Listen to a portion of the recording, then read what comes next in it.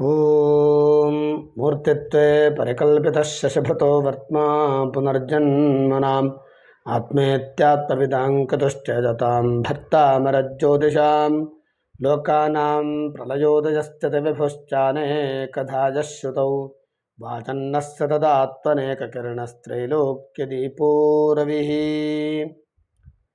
ನಮಸ್ಕಾರ. ಆದಿತ್ಯಾದಿ ನವಗ್ರಹಗಳಲ್ಲಿ ಕೇತುಗ್ರಹಕ್ಕೆ ಸಂಬಂಧಿಸಿರತಕ್ಕಂತಹ ವಿಷಯಗಳನ್ನು ತಿಳಿದುಕೊಳ್ಳೋಣ. ಕೇತುಗ್ರಹವು ಪಿತಾಮಹನಿಗೆ ಸಂಬಂಧಿಸಿರತಕ್ಕಂತಹ ಕಾರಕತ್ವವನ್ನು ತಿಳಿಸಿಕೊಡುತ್ತೆ.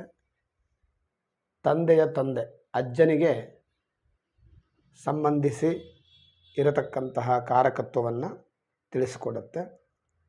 ವೈಢೂರ್ಯ ರತ್ನವನ್ನು ಕೇತುಗ್ರಹದ ದೋಷದ ನಿವಾರಣೆಗಾಗಿ ಧರಿಸಿಕೊಳ್ಳಬೇಕು.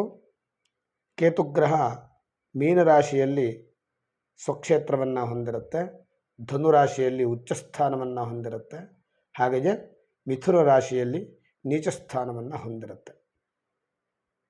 ಕೇತುಗ್ರಹದ ದಶಾವರ್ಷ 7 ವರ್ಷಗಳು. ಅಂಗಾಂಗಕ್ಕೆ ಸಂಬಂಧಿಸಿದಂತೆ ಮಜ್ಜೆಗೆ ಸಂಬಂಧಿಸಿದಂತಹ ತೊಂದರೆಗಳು ಕೇತುಗ್ರಹದಿಂದ ಬರಬಹುದು. ಮಜ್ಜೆಯಲ್ಲಿ ರೋಗಗಳು ಕೇತುಗ್ರಹದಿಂದ ಬರಬಹುದು. ಹಾಗೆಯೇ ಕೇತುಗ್ರಹದ ಅವಧಿ ಒಂದು ರಾಶಿಯಲ್ಲಿ 18 ತಿಂಗಳುಗಳ ಕಾಲ ಕೇತುಗ್ರಹ ಇರುತ್ತೆ.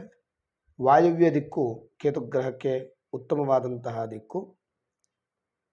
ಧಾನ್ಯಕ್ಕೆ ಬಂದರೆ ಹುರುಳಿ ಧಾನ್ಯ ಕೇತುಗ್ರಹಕ್ಕೆ ಸಂಬಂಧಿಸಿದಂತಹ ಧಾನ್ಯ.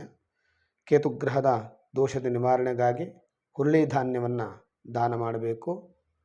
ಹುರುಳಿ ಧಾನ್ಯದಿಂದ ಭಕ್ಷ್ಯಗಳನ್ನು ತಯಾರಿಸಿ ನಿವೇದನೆ ಮಾಡಬೇಕು. ಪಿತ್ತಕಾರಕತ್ವ ಕೇತುಗ್ರಹ. ಪಿತ್ತಕ್ಕೆ ಸಂಬಂಧಿಸಿದಂತಹ ರೋಗಗಳು ಕೇತುಗ್ರಹದಿಂದ ಬರಬಹುದು.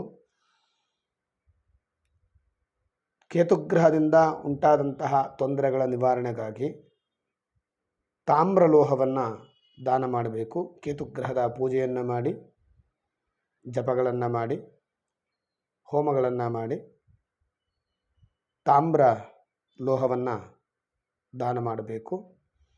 17,000 ಜಪಸಂಖ್ಯೆ ಕೇತುಗ್ರಹಕ್ಕೆ, ಅಥವಾ ದಶಾವರ್ಷ 7 ವರ್ಷಗಳ ಕಾಲ ದಶಾವರ್ಷ ಇರೋದರಿಂದ 7,000 ಜಪಸಂಖ್ಯೆಯನ್ನು ಕೂಡ ಮಾಡಬಹುದು.